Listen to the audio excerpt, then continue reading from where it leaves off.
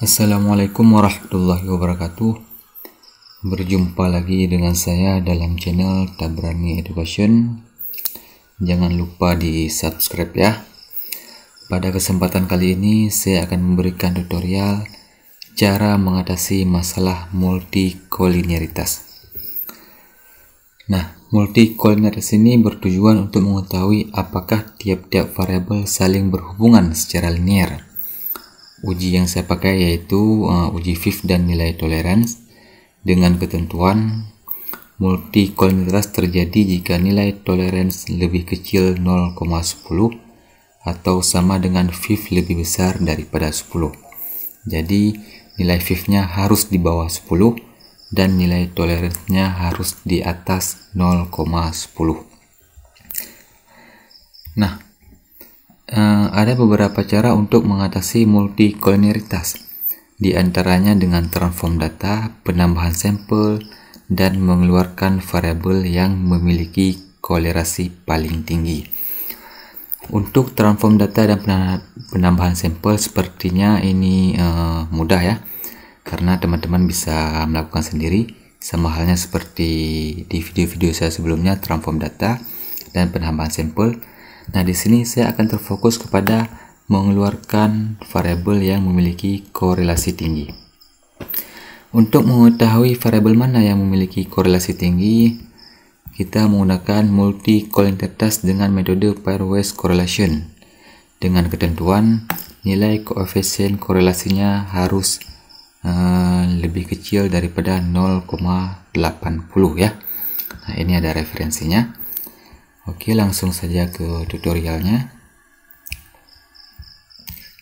Di sini saya memiliki 3 variabel X dan 1 variabel Y, yaitu X1-nya dana pihak ketiga, X2-nya pembiayaan murabahah, dan X3-nya pembiayaan musyarakah, dan variabel Y-nya yaitu laba Bank Umum Syariah di Indonesia. Ini data real ya.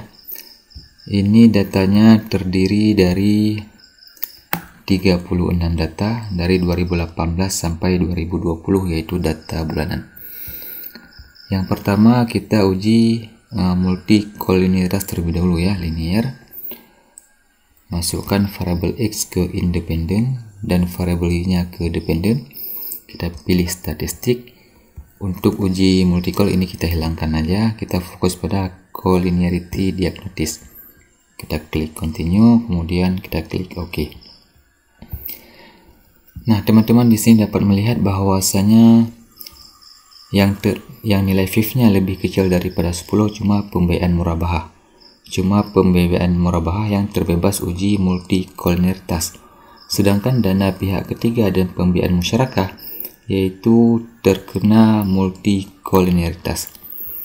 Nah, untuk mengetahui di antara variabel DPK dan variabel pembiayaan musyarakah yang mana yang harus kita keluarkan, kita harus melihat tingkat korelasinya. Kita klik analis, regression, linear, kita pilih statistik. Ini kita hilangkan. Kita pilih yang sebentar. Kita pilih ini ya, coefficient matrix. Kita klik continue, kemudian kita klik OK. Nah, ini tabelnya. Kita terfokus kepada coefficient correlation yang model yang ini ya, yang di atas, yang correlation ini. Nah, ternyata sesuai dengan ketentuan yang tadi, koefisien korelasinya harus di bawah 0,80. Nah, lantas berdasarkan hasil di sini yang di bawah 0,80 cuma pembiayaan murabahah ya. Nah, pembiayaan murabahah dengan pembiayaan musyarakah dia di bawah 0,80. Pembiayaan murabahah dengan DPK juga di bawah 0,80. Minus ini kita hiraukan ya, karena kita tidak melihat arahnya minus. Di sini yang nilai korelasinya lebih besar dari 0,80 yaitu pembiayaan musyarakah dan dana pihak ketiga. Teman-teman dapat melihat ini, dana pihak ketiga 0,9. Artinya, pembiayaan musyarakah berkorelasi tinggi dengan dana pihak ketiga. dan dana pihak ketiga berkorelasi tinggi dengan pembiayaan musyarakah karena pasti sama ya angkanya 0,959. Nah, di sini kita juga masih bingung ini. Karena yang harus dikeluarkan yang korelasinya paling tinggi. Di sini yang korelasi paling tinggi yaitu pembiayaan musyarakah dan dana pihak ketiga. Apakah kita mengeluarkan keduanya? Tentu saja tidak. Nah, kalau di sini bagaimana cara kita memilih apakah pembiayaan musyarakah atau dana pihak ketiga yang harus kita keluarkan? Nah, untuk memudahkan, di sini kita menggunakan metode backward ya, yaitu eliminasi variabel bebas yang memiliki korelasi paling tinggi. Ini ada referensinya.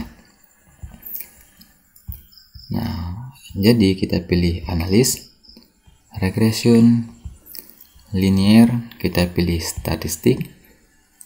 Ini kita hilangkan, kita klik kembali yang ini ya.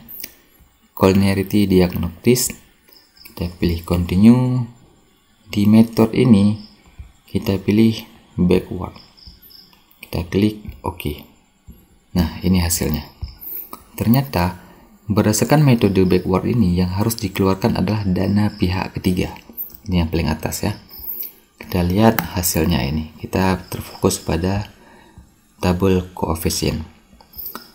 Di sini ketika variabel dimasukkan yaitu dana pihak ketiga, pembiayaan murabahah dan pembiayaan musyarakah, ini hasilnya masih sama seperti yang tadi.